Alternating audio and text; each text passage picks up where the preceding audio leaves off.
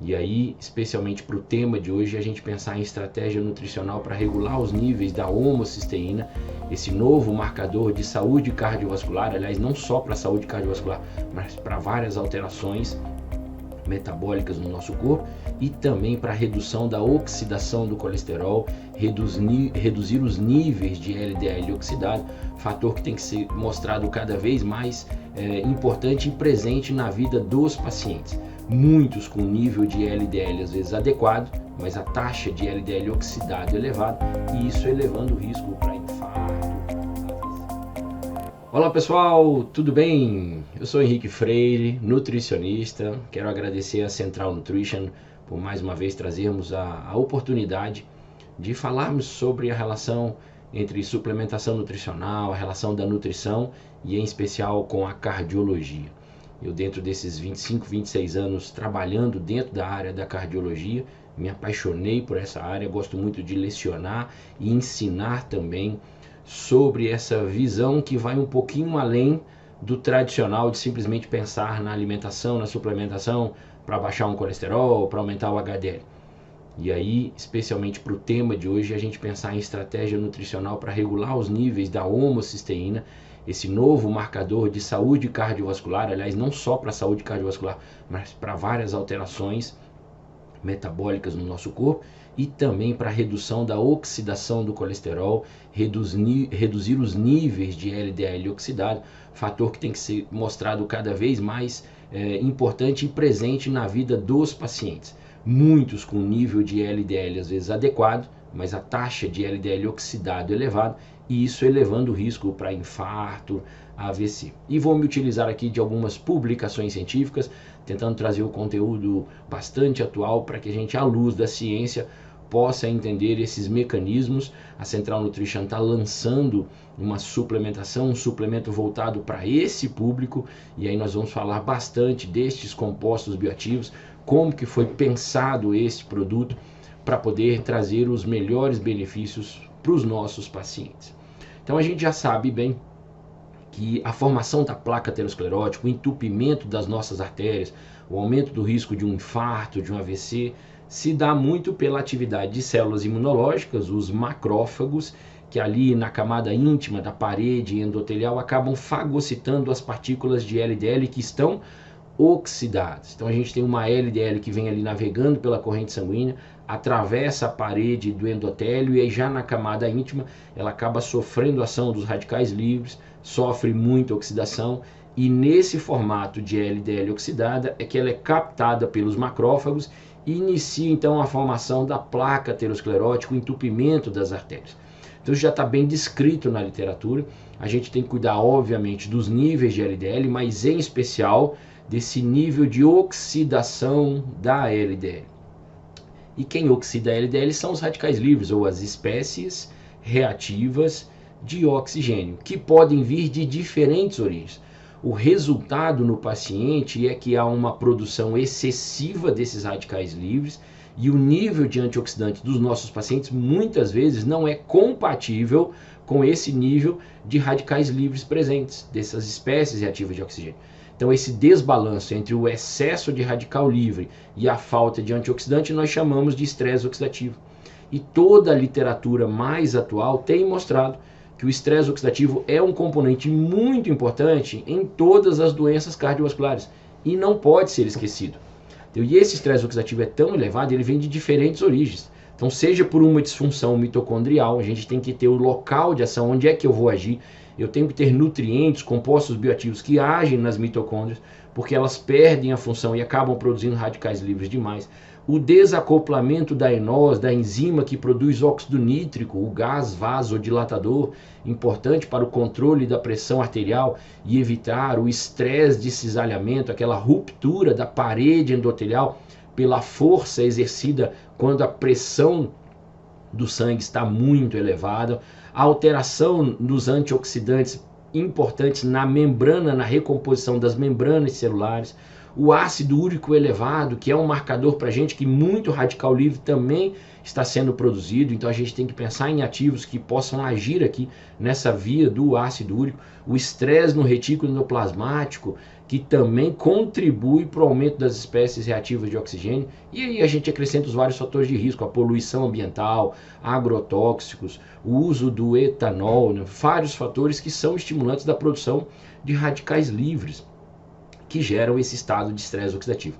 Então muitos pacientes têm produção excessiva e além disso consomem muito pouco de fruta, de verdura, de legume, de sementes, que trazem para a gente o aporte maior de antioxidantes. Então é muito comum observar isso na prática, pacientes com uma má alimentação e que a gente muitas vezes não consegue corrigir através da alimentação para dar a quantidade de antioxidantes suficiente que ele precisaria para combater o tamanho do estresse oxidativo que ele tem, porque o estilo de vida daquela pessoa é assim. Então é a hora que a gente começa a pensar na possibilidade da suplementação, para ofertar uma quantidade maior de antioxidantes, e não só os antioxidantes, mas também nutrientes que possam regular os níveis de homocisteína.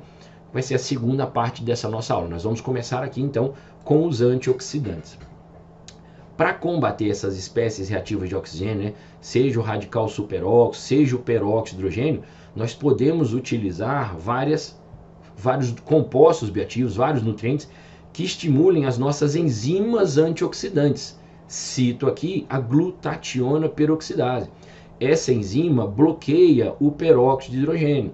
Então, o peróxido de hidrogênio é uma espécie reativa de oxigênio que contribui, veja, peróxido de hidrogênio, o radical superóxido ou o peróxido de hidrogênio, eles contribuem para o estresse oxidativo geral, para a disfunção mitocondrial, para a disfunção do endotélio vascular, em que a gente começa a desenvolver hipertensão, a formação da placa de gordura e aquela inflamação crônica que a gente vê na parede vascular e às vezes na camada íntima. Então eu preciso combater isso melhorando a atividade dessas enzimas antioxidantes. A glutationa peroxidase é muito conhecida e o seu principal estimulante é o selênio. Uma das primeiras coisas que a gente pensa, selênio, nutriente de altíssimo poder antioxidante, que melhora a glutationa peroxidase para que eu possa bloquear o peróxido de hidrogênio para evitar esse estresse oxidativo. Então, na composição do Corredox, suplemento que a Central Nutrition está trazendo para a gente, claro, tinha que ter selênio em 3 cápsulas, 50 microgramas de selênio, e na forma de selênio metionina, isso é muito importante, que é o selênio quelado junto com o aminoácido. Selênio e metionina é a melhor forma de absorção do selênio. É importante isso quando a gente pensa em bioativos, na biodisponibilidade. Um bom suplemento tem que trazer isso para a gente. Mas se a gente avança no conhecimento, pensar não só em nutrientes, mas se a gente mais uma vez pensa na formação da placa de ateroma, está aqui o macrófago, né? Mas se a gente for no detalhe da fisiopatologia, o macrófago M1, que é capaz de produzir várias citocinas inflamatórias, e gerar um quadro inflamatório aqui que continua gerando o que a gente chama de proliferação, migração dessas células presentes ali na camada mais íntima, que levam à formação da capa da placa aterosclerótica, com a agregação plaquetária, o aumento do risco da formação dos trombos, né, dos coágulos ali. Então a gente precisa fazer com que haja uma redução deste processo inflamatório aqui dentro da camada íntima. Reduzindo esta inflamação, a gente favorece a transformação do macrófago M1 em macrófago M2. Então esse macrófago M2 ele não é capaz de gerar este quadro inflamatório. E você diminui a chamada evolução, crescimento da placa de ateroma. Então você pega um paciente lá com 20%, 18%, 14% de obstrução, fez exame de imagem, pegou uma carótida e tal, deu obstrução. A gente não quer que evolua, dependendo até involuir. Então o combate à inflamação é fundamental. Esta inflamação ela vem sempre associada ao estresse oxidativo. E aí a literatura mais recente, veja, nós temos publicações já de 2024 confirmando isso para a gente. A possibilidade de utilizarmos ingredientes ativos que têm poder medicinal de origem natural, CNMAI. Ou seja, não vamos pensar só em nutrientes, temos que pensar também em compostos bioativos que têm sinergia de ação. Então, composto bioativo junto com nutrientes que melhoram esta atividade de proteção da parede dos nossos vasos, que combatem tanto a inflamação como o estresse oxidativo. Aí a central pensou, vou colocar astaxantina com coenzima Q10 com resveratrol, na forma importante de transresveratrol, e trouxe essa associação. E aí nós vamos falar agora individualmente de cada um deles. Temos já comprovação científica da ação de cada um deles?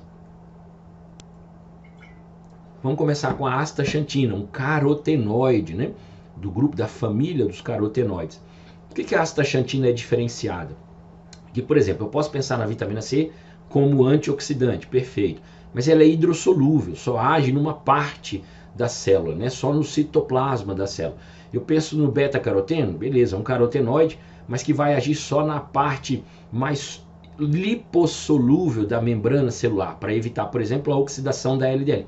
A astaxantina não. Essa característica da astaxantina, ela consegue atravessar toda a membrana, ela protege tanto a área polar como a área não polar da membrana.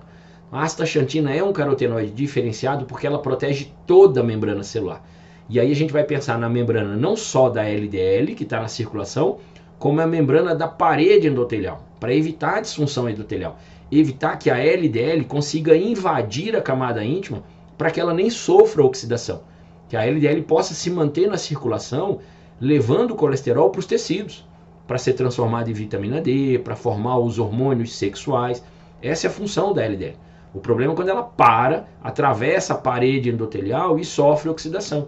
Então, se eu tiver uma membrana endotelial rígida, sem estar oxidada, a LDL nem invade e aí ela não sofre oxidação. Então, essa é a proposta da astaxantina. Evitar a oxidação não só da LDL, como também da parede do endotélio. E aí a gente já tem excelentes revisões que trazem para a gente esse potencial anti-aterosclerótico da astaxantina. Nesta revisão aqui, os autores trazem vários estudos que usaram a astaxantina em diferentes doses. Ó. Nesse estudo aqui foi dosado 1,8, 3,6, 14, 21 miligramas por dia. E eu quero chamar a atenção que tem estudos com resultados muito interessantes. Ó. Redução da oxidação da LDL em apenas 2 semanas. Nesse trabalho também, em apenas 3 semanas, com dose pequena ó, de 5 miligramas e de 20 miligramas por dia, também reduziu ó, o malonodialdeído, que é um marcador de estresse oxidativo, que a gente pode dosar, tanto no sangue como na urina.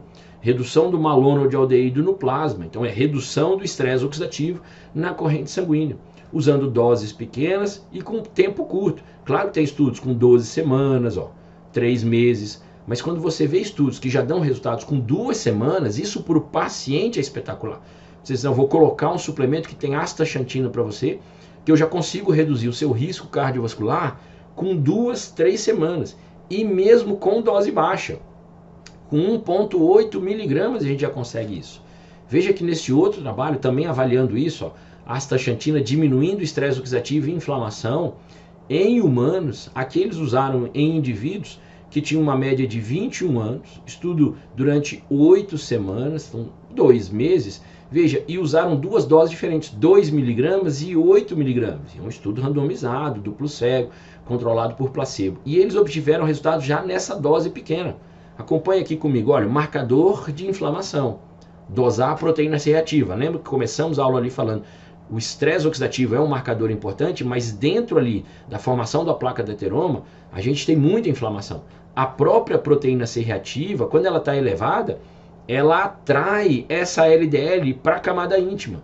O problema de ter proteína C reativa elevada, quando ela está aumentada no sangue, a gente sabe que a LDL está sendo atraída do sangue para a camada íntima, para ser fagocitada pelo macrófago. Essa é uma das propriedades da proteína C reativa. A gente chama isso de propriedade opsônica, de atrair a LDL. Então eu tenho que baixar a proteína C reativa se eu quero evitar a formação da placa de ateroma ou a sua evolução. E aí veja só, com 0 semanas, né, o início do estudo, aqui com 4 semanas e aqui com 8 semanas.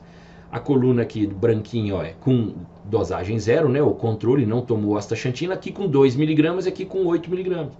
Veja aqui, ó, após 8 semanas, após os 2 meses, qual foi a dose que mais reduziu a PCR? Essa aqui, ó. É claro que a dose de 8 baixou, mas veja que a dose menor de 2 miligramas foi a mais significativa aqui de A para B. que mais teve redução da proteína C ativa, uma dose de 2 miligramas, que é a dose que está no suplemento da Central Nutrition. E claro que eles avaliaram o marcador também de estresse oxidativo, o 8-hidroxideoxiguanosina. Esse aqui é um marcador importantíssimo, é diferenciado, que é um marcador de lesão ao DNA, lá no núcleo da célula. Então, e veja que a dose de 2 miligramas, de novo, ó, com 4 semanas, em apenas um mês, já houve redução aqui, ó, de A para B. Uma redução bem significativa de um marcador de estresse oxidativo no DNA. Ou seja, a astaxantina conseguiu proteger na parte mais interna da célula, que é lá no DNA. Para você ver a capacidade que ela tem de ser antioxidante. Claro, com 8 semanas também manteve esse potencial antioxidante. Então isso é importantíssimo. A gente vê resultado em curto prazo, um mês, 3 semanas, 2 semanas e com dose baixa. Com 2 miligramas a gente já tem efeito. E aí eu quero chamar a atenção que a astaxantina ela é tão bem-vinda que ela não tem essa ação só para a proteção antioxidante ali na formação da placa aterosclerótica ou redução de marcador de inflamação ou de estresse oxidativo. Os estudos mais atuais trazem já belíssimas revisões sobre a ação da astaxantina e a proteção dela em vários órgãos. A astaxantina, por exemplo, é excelente bloqueador da hiperuricemia, para baixar ácido úrico elevado. Quantos pacientes nós temos que têm ácido úrico elevado? E o ácido úrico elevado é um marcador de resistência à insulina. Então a gente já começa a pensar naquele paciente não só que tem o colesterol muito oxidado, que está com homocisteína elevado, mas que tem resistência à insulina, que está tendência a uma diabetes, a uma hemoglobina glicada elevada, porque o ácido úrico para a gente é um marcador disso. O ácido úrico é um marcador tanto de disfunção mitocondrial, aquele paciente muito cansado, com fadiga, letargia, como também esse paciente que está atendendo a diabetes, com hiperglicemia, já pré-diabético, fundamental. Muitos desses diabéticos já têm um quadro de dano renal, né? Vem com uma descompensação muito grande. E os estudos mostram isso para a gente também, que a astaxantina é um protetor renal, protege os rins contra todos esse estresse oxidativo e inflamação. Ela reduz os marcadores de estresse oxidativo e reduz a inflamação, protegendo os rins, inclusive para cálculo renal, nefrolitíase. Vamos um pouquinho além, nessa revisão os autores trazem para a gente também a importância da astaxantina para evitar a esteatohepatite não alcoólica, essa sigla aqui NAFLD, é a esteatohepatite não alcoólica, a esteatose hepática.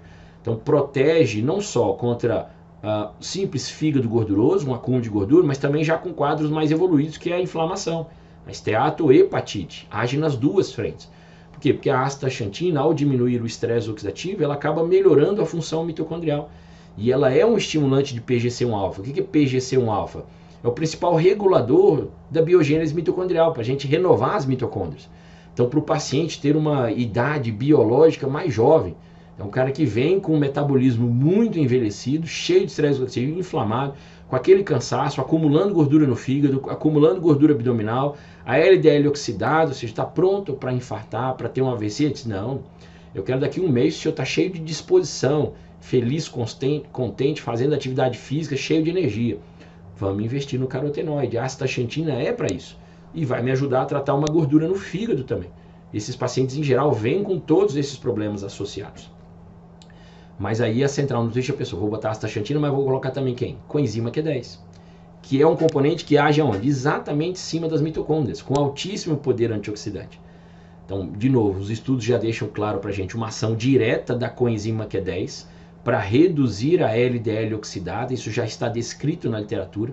O efeito dela na aterosclerose é de reduzir a oxidação da LDL, mas a coenzima Q10, via ativação da quinase do MP, também é capaz de reduzir a inflamação.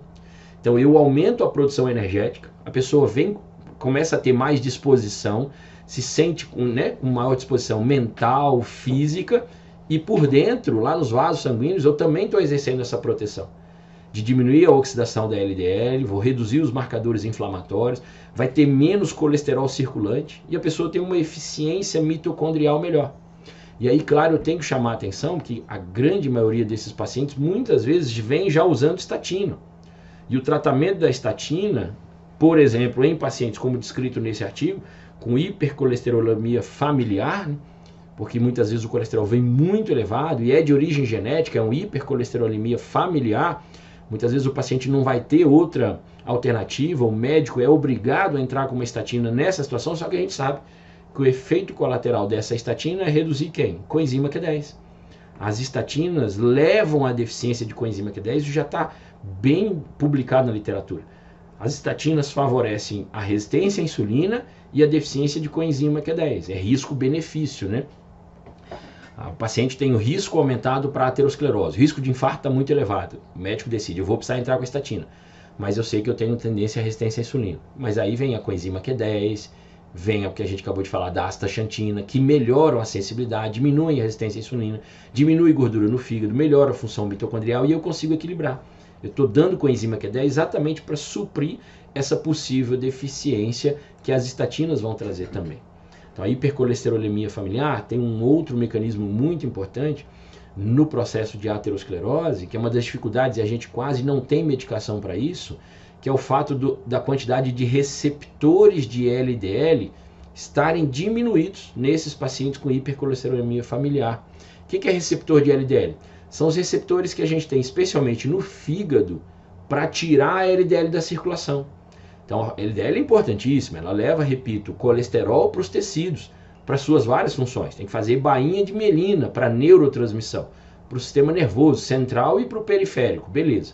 Só que quando sobra a LDL na circulação, o fígado retira, desde que a LDL encontre quem lá no fígado? Os receptores para LDL. Se ela não encontra, se tem uma concentração, veja, diminuída de receptor, a captação de colesterol cai.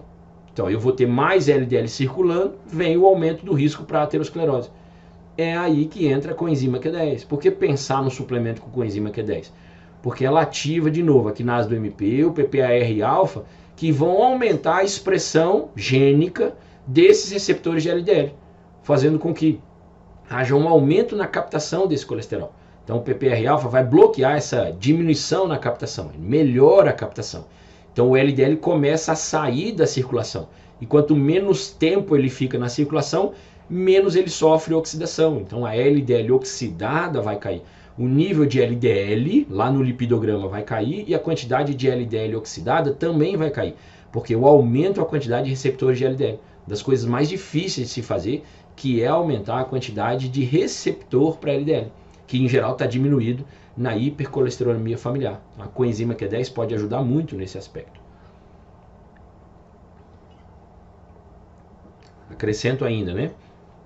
A coenzima Q10, claro, vai ter essa ação antioxidante, combate o estresse oxidativo, diminui a presença de radicais livres, aumenta a atividade das enzimas antioxidantes, né, catalase, glutationa, mas tem uma ação não só nos vasos sanguíneos, que a gente dizia, né, diminui a LDL oxidada, diminui o nível de LDL, mas também a coenzima Q10 tem se mostrado efetiva para aumentar a biodisponibilidade do óxido nítrico.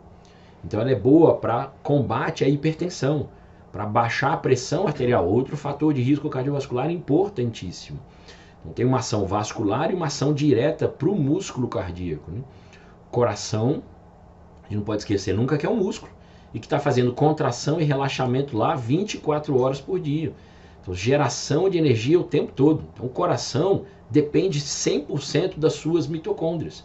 Então, se eu quero melhorar a respiração mitocondrial, né, evitar a insuficiência cardíaca, à medida que o paciente vai envelhecendo, especialmente os pacientes lá já 50, 60 mais, 70 mais, que já tem o coração um pouco mais fraco, a deficiência de coenzima Q10 ela existe pela própria idade, porque à medida que a gente vai envelhecendo, o conteúdo de coenzima Q10 vai caindo, fora que a gente ainda tem o uso da estatina. Então a gente pode pegar pacientes com 50, 60, 70 anos com um nível de coenzima Q10 no músculo cardíaco baixíssimo.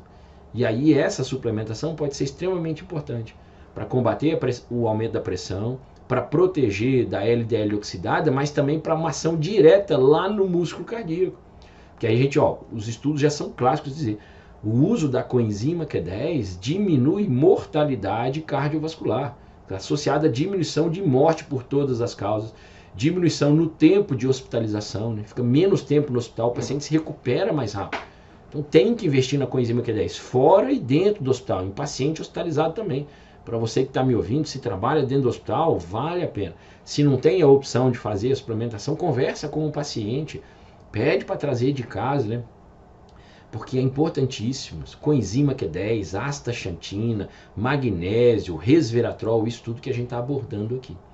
E nessa revisão que eu estou me utilizando aqui para mostrar esses mecanismos, ela é espetacular assim, em termos de número de publicações, de testes clínicos, ó, randomizados, duplo cego, para que a gente veja mais uma vez sobre dose utilizada da coenzima Q10. E aí veja, a gente tem estudos com doses pequenas que já dão muito resultado. Com 90 miligramas, ó, melhorando função cardíaca, melhorando a qualidade de vida. Vários estudos, se você for dar uma olhada geral, com dose assim de 200, 300 miligramas, tranquilamente. Aqui a gente consegue, com 3 cápsulas, uma dosagem já de 100 miligramas de coenzima Q10. Se tomar 3 cápsulas de manhã, mais 3 cápsulas à noite, a gente já atingiu essa dose de 200 miligramas. E veja que vários estudos citados nessa revisão, como cardioprotetores, ó, diminuindo mortalidade de forma significativa por doença cardiovascular, dose de 200 miligramas de coenzima Q10 com selênio, que é o que nós temos no Corredox, a associação de coenzima Q10 com selênio. Vários estudos usaram essa combinação de coenzima Q10 com selênio, para o selênio para aumentar o nível de glutationa peroxidase, para fazer essa cardioproteção. E a gente quer sempre esse desfecho clínico, né? Não é só ficar em mecanismo. Então a gente vai atrás de publicações isso, que mostram diminuição de mortalidade. Esse estudo também, de acompanhamento, ó, redução da mortalidade por doença cardiovascular. Então isso é fundamental, a gente tem respaldo científico para fazer essa suplementação. E o terceiro componente que a gente viu lá, né, dos compostos bioativos antioxidantes, é o resveratrol. Então, se mais uma vez a gente vai nas publicações recentes para ver assim, possibilidade de utilizar compostos bioativos que tenham comprovação na prevenção e na ação terapêutica, de tratar mesmo, para reduzir doença cardiovascular. E aí o estresse oxidativo está sempre nesse alvo. Temos vários compostos bioativos já comprovados e o resveratrol é um deles. A Central falou assim, vamos botar o resveratrol aí também, junto com a astaxantina, junto com coenzima Q10. Lembra que eu falei da publicação recente, já em 2024, isso está confirmado. Resveratrol é um grande protetor contra a aterosclerose, por diferentes vias bioquímicas, seja combatendo o estresse oxidativo, seja inibindo marcadores inflamatórios, seja reduzindo quadros de esteatose, esteatohepatite não alcoólica. Então, diferentes ações atribuídas ao resveratrol.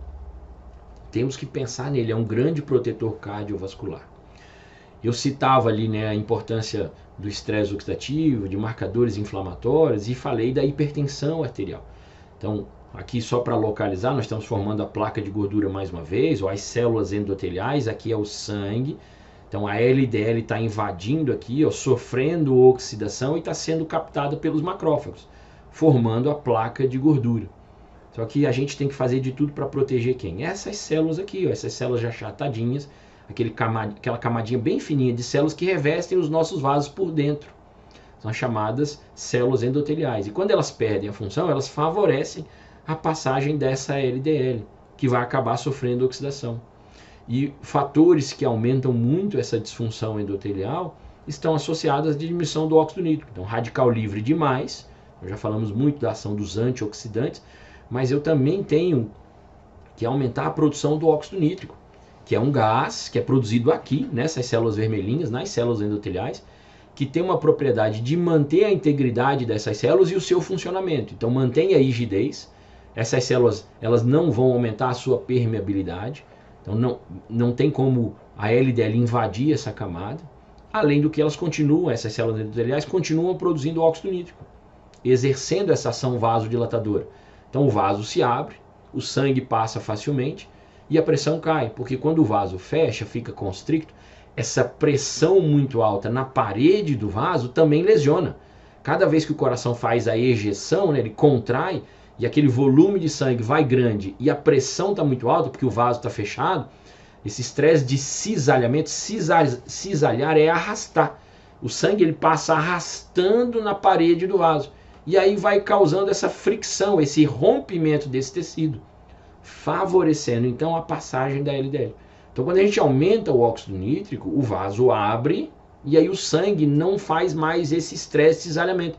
Ele não rompe mais, porque ele passa de forma fluida, tranquila, sem romper essa parede. E aí o LDL não invade. E aí a gente vai de novo na publicação científica para ter esse respaldo de como é que eu cuido desses vasos. Como é que eu mantenho a integridade dessa parede, dessa camada fina que reveste os vasos por dentro. Quem é que está lá de novo? O resveratrol. A suplementação de resveratrol melhora de forma eficiente a saúde endotelial, a saúde dessas células aqui. Ó. Então eu vou evitar a disfunção endotelial trabalhando com resveratrol. Dando resveratrol, jogando na corrente sanguínea, ela vai ter uma ação ali direta, na parede vascular, mantendo a integridade e melhorando essa capacidade de produzir óxido nítrico. Então eu reduzo não só a LDL oxidada, mas como melhoro a pressão arterial do meu paciente.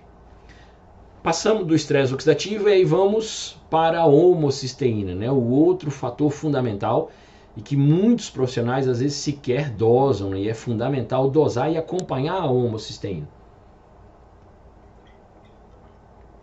Os estudos têm sido cada vez mais categóricos para quem está estudando de forma atual na literatura e trabalhando com isso.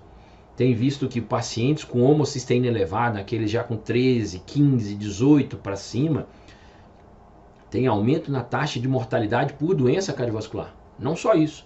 Homocisteína elevada tem sido associado a mais trombose, fratura óssea, aumento da incidência de câncer, dano ao DNA, encurtamento de telômeros, que já aumenta risco para câncer.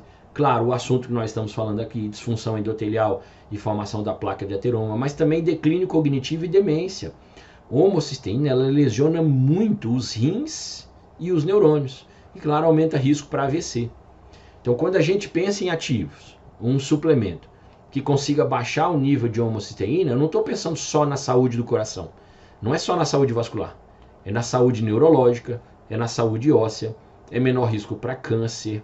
Então, eu gosto muito de pensar assim, que eu estou dando um suplemento que não tem uma ação numa patologia, numa região específica. É algo que tem ação sistêmica. Por isso que a gente aborda muito e muitas vezes a gente consegue atingir esse público da nutrição funcional, da medicina integrativa, ortomolecular, porque tem essa visão integrada do paciente, que a gente quer melhorar todos os órgãos, todos os sistemas e não agir em uma frente única. E a gente tem certeza que os pacientes querem isso.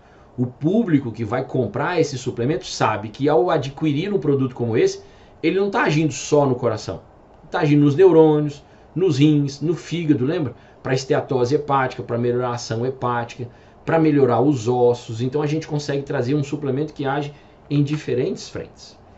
Entrando no metabolismo da homocisteína, eu preciso usar um pouquinho do nosso tempo aqui para detalhar um pouquinho mais. O que é homocisteína? Homocisteína é uma partícula derivada do aminoácido metionina. Nós ingerimos metionina na alimentação, tanto de alimentos de origem animal como de vegetal. A concentração maior é na alimentação animal, então para quem come muito produto de origem animal, ingere mais metionina. O corpo transforma, acompanha comigo aqui, a metionina em homocisteína, mas ele retransforma a homocisteína de volta para a metionina, ou a outra forma de baixar a homocisteína é transformá-la em cisteína, e esse metabolismo segue aqui, a cisteína vai virar taurina, vai aumentar a formação de glutationa. O problema é parar essa reação bioquímica aqui e a homocisteína se elevar. Para que isso não aconteça, a gente tem que transformar a homocisteína de volta para a metionina, e aí a gente tem a possibilidade de utilizar duas enzimas, essa MS que está aqui, que você vê, e a BHMT. Uma enzima que é dependente de betaína, que está entrando aqui. Essa betaína tem uma relação direta com a colina, a gente já mostra no slide seguinte. E a metionina sintase é a enzima que pega aqui ó, o folato, a vitamina B9, pega esse grupamento metil do tetrahidrofolato, está ligada à vitamina B9, pega esse metil, coloca na homocisteína e aí a homocisteína vira metionina. Então esse 5-metil tetrahidrofolato se transforma em tetrahidrofolato e depois ele novamente é reconvertido. Então a gente chama isso de ciclo de remetilação. Só que para formar o 5-metil tetrahidrofolato, a gente precisa ativar essa enzima, que é a metileno tetrahidrofolato redutase, que é ativada pela vitamina B2. E a metionina sintase, que é a enzima que vai pegar esse metil, colocar na homocisteína para ela virar metionina, essa enzima é dependente da B12. mas ela usa o grupamento metil que está ligado a quem? Ao folato, que é a vitamina B9. Então só aqui a gente já falou da importância da B2, da B9 e da B12, para fazer com que essa homocisteína sempre vá em direção à metionina. Mas eu disse, a outra possibilidade é pegar a homocisteína e transformá-la em cisteína, em taurina e glutationa. E para isso eu preciso ativar essas enzimas aqui, ó, que são dependentes da vitamina B6. Então, para manter a homocisteína nos níveis adequados, eu tenho que pensar, se eu vou pensar em um suplemento, que traga para mim conjuntamente as vitaminas do complexo B. B2, B9, B12, B6, elas agem de forma sinérgica, uma ajudando a outra. Mas eu disse, nessa visão mais integrada que a gente tem do paciente, de ajudá-lo como um todo, né, melhorar todos os órgãos de funcionamento e sistemas, a gente sabe também da importância de melhorar, por exemplo, o nível de serotonina, o nível de melatonina. Melatonina, a principal substância antioxidante do corpo. Muitos desses pacientes vêm para a gente com perda na qualidade do sono, muitos com tristeza excessiva, outros já com tendência à depressão, o nível de ansiedade muito grande, que está muito relacionado a isso. A deficiência de serotonina, a deficiência de melatonina, reclamando do sono. E aí a gente sabe que o triptofano que a gente come na dieta, para que ele seja transformado em serotonina e depois melatonina, a primeira etapa dessa reação, ativando a triptofano hidroxilase, eu preciso de qual vitamina? De novo, a da B9, do folato. Mas nessa etapa final aqui, onde a acetilserotonina é transformada em melatonina, para eu conseguir acordar no outro dia e me sentir bem, cheio de energia, cheio de disposição, né? Eu tive o chamado sono reparador e desinflamado, né? Para eu baixar os meus marcadores de inflamação, porque a melatonina faz muito isso. Nesse processo aqui ocorre a chamada metilação da serotonina. Há o dopamento do grupamento metil e esse metil vem do SAMe, do S-adenosilmetionina. Mas de onde vem o SAMe?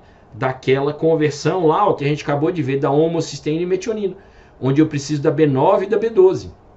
Então, quando eu for dar o Corredox, que eu estou dando lá B9 e B12 juntos, eu sei também que eu vou melhorar essa produção, tanto de serotonina como de melatonina. Então, de repente, eu posso pensar nessa suplementação para dar à noite, por exemplo, para melhorar a qualidade do sono. Então, a ação não é só proteção cardiovascular. Como a gente tem repetido, é fígado, é rim, é osso, é ação neurológica, é melhora da qualidade de sono, é ajudar nos quadros de depressão. Olha que importância quando a gente pensa na formação de um suplemento e trabalhar com compostos bioativos de forma sinérgica, né? Dando um enfoque agora, lembra na diminuição do óxido nítrico, aquele combate à hipertensão arterial, cuidar da saúde endotelial, né, da parede dos vasos, aquele revestimento interno ali, eu quero aumentar o nível de óxido nítrico. Como é que eu faço isso? O óxido nítrico, que é um gás vasodilatador, ele pode ser produzido no corpo a partir do aminoácido arginina. Eu posso ingerir arginina nos diversos alimentos, posso tomar até suplemento de arginina, mas o mais importante é que essa enzima aqui ela esteja acoplada, que a gente fala, esteja ativa, esteja funcionando. É a óxido nítrico sintase, é a enzima que transforma a arginina em óxido nítrico. Eu quero o óxido nítrico para vasodilatação, para proteger os vasos. Só que aí quem é que ativa a nós? Quem é que acopla? Quem é que deixa ela funcionando? Esse cara aqui, ó, o 5-metil-tetrahidrofolato, que é a vitamina B9 na forma ativa. Metilfolato, M é de metil, F de folato. Metilfolato. Então, quando a gente vai pensar no suplemento de B9, é muito importante que a gente consiga dar a forma já ativa da vitamina B9, que é o metilfolato e não ácido fólico. Por esse motivo e por um próximo motivo que eu vou falar na sequência. Então, o metilfolato, essa forma já ativa da vitamina B9, acopla a enzima ENOS, que é a óxido nítrico sintase endotelial, aumentando a conversão da arginina em óxido nítrico, promovendo mais vasodilatação e cuidando da parede do vaso. Eu vou baixar a pressão arterial dando vitamina B9 na forma ativa. O outro fator que é primordial para que eu dê vitamina B9 já na forma ativa é esse aqui, acompanha comigo. Se o paciente toma ácido fólico tradicional, esse que às vezes tem numa farmácia, em que a vitamina B9 está nesse formato, veja, o ácido fólico ele vai entrar na célula, ele precisa ser convertido em dihidrofolato, depois em tetrahidrofolato, depois em 5,10 metileno tetrahidrofolato, só então para chegar na forma ativa, que é essa aqui, ó, o 5-metil tetrahidrofolato, que é a forma que vai ativar a MS, a metionina sintetase, para transformar a homocisteína em metionina. Aí eu vou baixar o nível de homocisteína. Então eu preciso dessa forma ativa aqui? Mas olha o tanto de etapa que o ácido fólico precisa caminhar para chegar até aqui. Fora que a gente tem uma parcela muito grande de pacientes que tem polimorfismo nessa enzima aqui, ó, metileno tetrahidrofolato reductase. Polimorfismo significa essa enzima não funciona bem. E se essa enzima não funciona bem, se eu ingerir ácido fólico, olha o caminho. Tem que passar por aqui, mas essa enzima não está funcionando. Então eu não vou conseguir transformar o ácido fólico na forma ativa. Por isso que é fundamental já prescrever o metilfolato, a forma ativa da vitamina B9. E aí isso a Central Nutrition fez questão de colocar a forma de metilfolato na suplementação. Metilfolato de cálcio. A vitamina B9 está lá em 3 cápsulas, 1.200 microgramas. Excelente dose e já na forma biodisponível. Mas o Corredox veio também com vitamina D. Tem importância para a aterosclerose? Fundamental, né? Vamos dar uma olhadinha nessa publicação aqui, ó, que é uma associação, um estudo de associação para observar nível de vitamina D medido no sangue com os níveis, com as concentrações de homocisteína. E olha o que os autores observaram. Quando a gente olha o nível de vitamina D no sangue, aqui dado em nanomol, mas eu já fiz a conversão para que a gente, né, os laboratórios mais comuns que a gente trabalha, que trazem em nanograma e não em nanomol, veja que, olha só, à medida que os níveis de vitamina D vão subindo, acompanha aqui comigo, ó, da esquerda para a direita, 25, 30, 50, 75, mesmo que em nanomol, o que vai acontecendo com o nível de homocisteína? Ó, vai caindo. Quanto mais eu elevo o nível de vitamina D no paciente, mais vai reduzindo a homocisteína. Até que chega uma hora que estabiliza. E esse de estabilizar é em torno de 75 micromol, né, que dá a correspondência, quando você faz a conversão, em torno de 30 nanogramas. Então, se eu quero prevenção de doença aterosclerótica, eu tenho que manter essa vitamina D do paciente no mínimo 30. E a gente continua vendo muito paciente com 18, com 12. Então tem que subir a vitamina D. E muitas vezes a gente pega o paciente, trabalha o dia inteiro, não tem exposição solar, não ingere fontes de vitamina D suficientes. Então o estudo conclui isso. Normalizar a vitamina D para pelo menos 30 favorece a redução da homocisteína. Então o suplemento entra nessas horas. Pacientes que não conseguem manter a exposição solar suficiente, né? Ou quando tem exposição estão sempre cheios de roupa e aí o sol não tem incidência, enfim, por diversos motivos. Tem até aqueles pacientes que têm baixa conversão mesmo da vitamina D, por exemplo, que tem alterações na pele, né? Então a conversão da vitamina D a partir do raio ultravioleta também é menor. Então a gente vai pensar em dar a suplementação de vitamina D, os estudos têm mostrado essa associação aí. Aqui é um outro trabalho já com pacientes psoriáticos, né? Com psoríase, tomaram suplementação de vitamina D, veja, por 3 meses, uma dose de 5.000 I de vitamina D nesses 3 meses, foram 40 pacientes, olha o que eles observaram, que é de antes para depois do estudo, primeiro, um aumento significativo no nível de vitamina D em 3 meses, tomando 5.000 I, e o que eles observaram no valor de homocisteína? Olha a homocisteína, caiu, diminuiu de antes para depois, também de forma bem significativa. Então a vitamina D subindo está associada à redução da homocisteína, fator de risco cardiovascular que eu consigo reduzir também, não só com as vitaminas do complexo B, mas também trabalhando com a vitamina D. A vitamina D age para baixar a homocisteína. Mas o que é mais legal, quando eu falo e bato muito nessa tecla, né,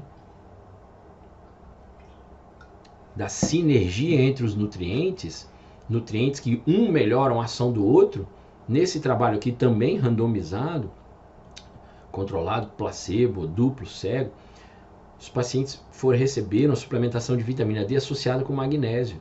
Olha só, 360 mg de magnésio. E qual magnésio? Glicina, que é o magnésio quelado, junto com 1.000 I de vitamina D.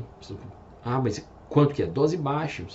E olha a ação, aqui no início do estudo e aqui é o final do estudo.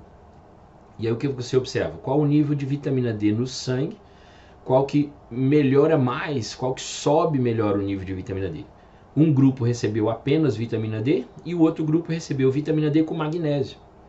Se eu comparo com placebo, como é que estava o nível de vitamina D no final do estudo? Aqui. E aquele que recebeu vitamina D? Ah, melhorou? Melhorou. O P de 0,08. A gente fez uma melhora clínica, né? Não é estatisticamente significativo, mas clinicamente é. Vai dar uma melhorada tomando vitamina D? Vai. Mas qual é a forma mais significativa? O P de 0,04, arredondando aqui, é dar magnésio junto com vitamina D. O magnésio melhora não só a absorção, mas a conversão da vitamina D na forma ativa. Então, o magnésio é sempre bom vir associado à vitamina D. Faz muito bem para o metabolismo da vitamina D a gente trabalhar junto com o magnésio. E os estudos mais recentes têm mostrado isso, né? Quando a gente pensa em inflamação sistêmica, controle da pressão arterial, veja que os níveis de vitamina D sobem mais quando dados junto com o magnésio. Os autores confirmam isso, né? Eles concluíram isso.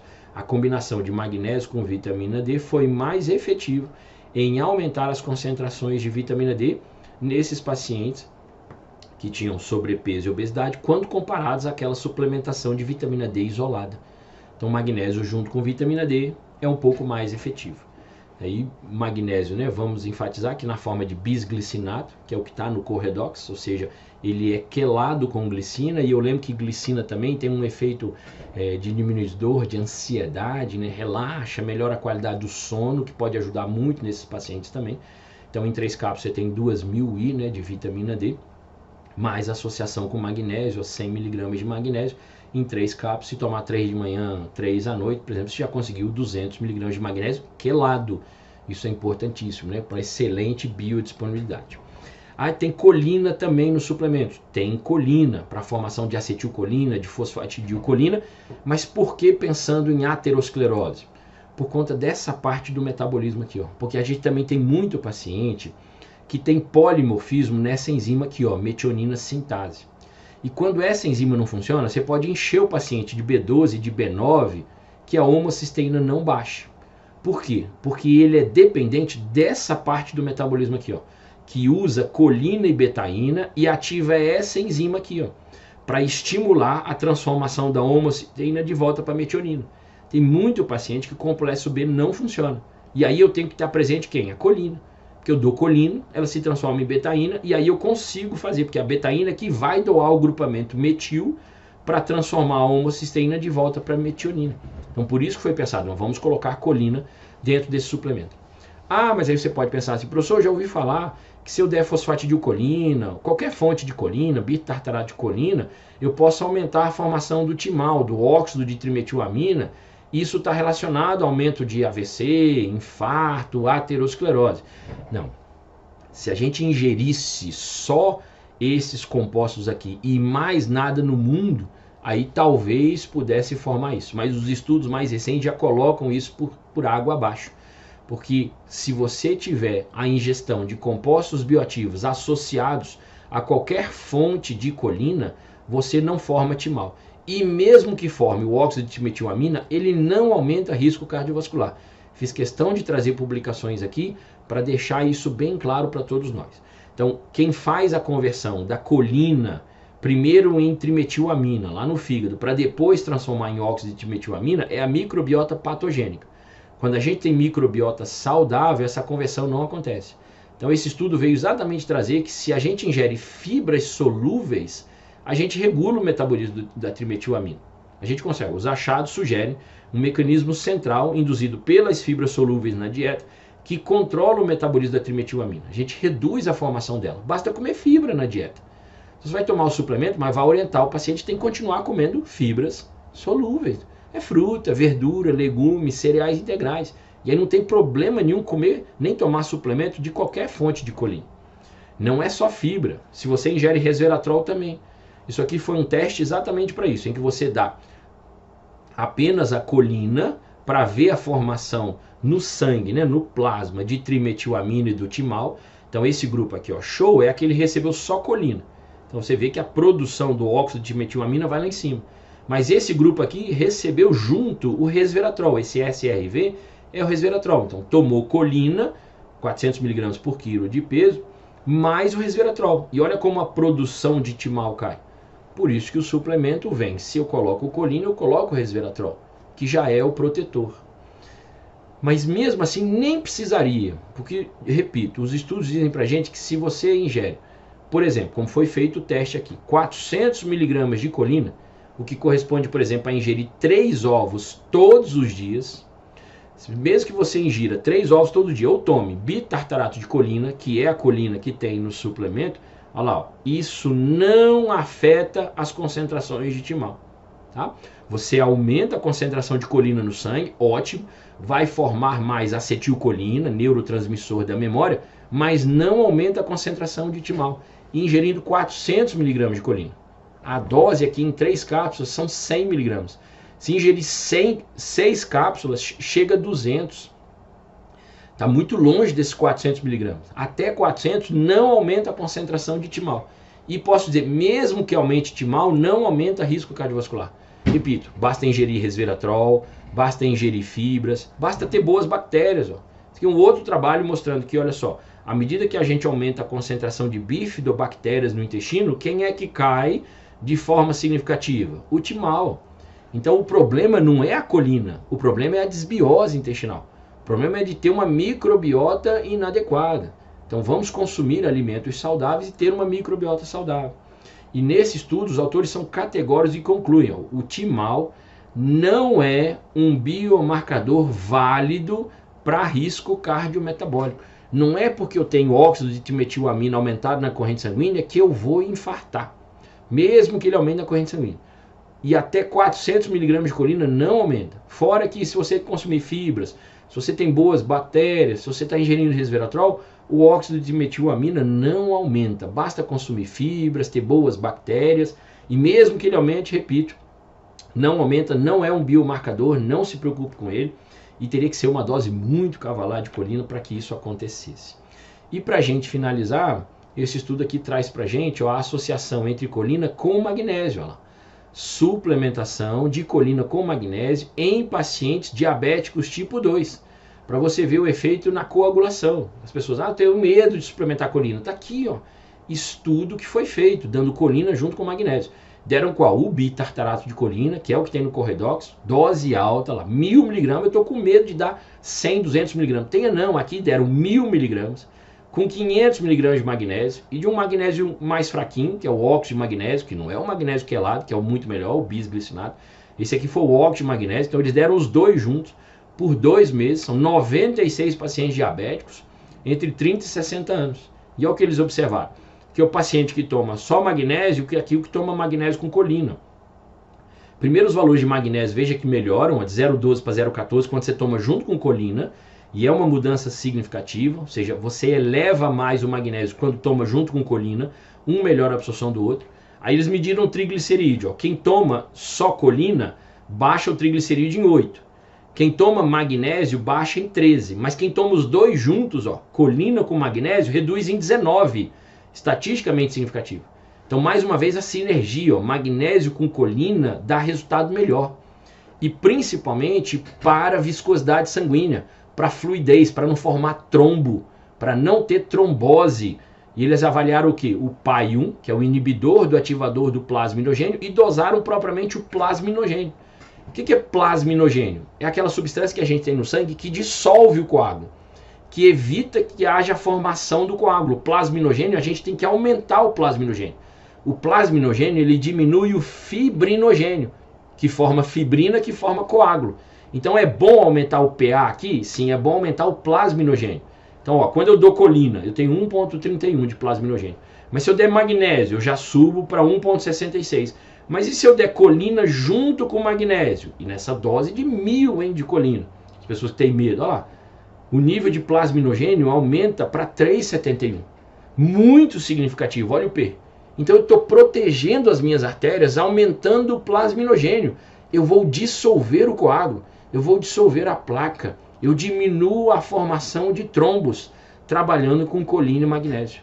Deu para captar? Uma coisa é fazer esse estudo mecanicista, como se eu só comesse uma coisa, tomar só uma coisa. Não, a suplementação foi pensada de forma sinérgica.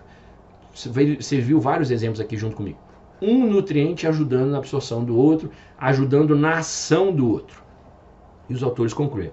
A suplementação concorrente, quer dizer, sinérgica, um junto do outro, de magnésio junto com colina é mais efetivo do que dar magnésio ou colina de forma isolada, melhorando a coagulação em pacientes com diabetes tipo 2. Né? É um fator de risco altíssimo para a aterosclerose ou para as doenças cardiovasculares. Tá bom? Sem medo, vai tranquilo, excelente suplemento.